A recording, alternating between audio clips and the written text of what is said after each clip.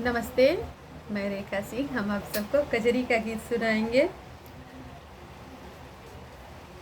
आधी रतिया की देखली सपनवा सखी, अइले घर सजनवा सखीना।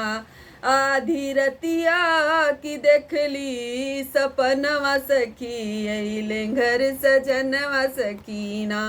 लइके ससुरु हमारे अइले डोलिया कहार, लइके ससुरु हमारे अइले डोलिया कहार। उनके संघवा में 32 बजनवा सखी, अइले घर सजनवा सखीना।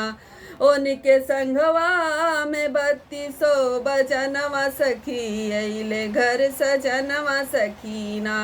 आधी रतिया की देखली सपनवा सखी, अइले घर सजनवा सखीना। अइले भसुरु हमारे लइके डोलिया कहार, अइले भसुरु हमारे लइके डोलिया कहार। उनके संघवा में 32 बजनवा सखी, अइले घर सजनवा सखीना।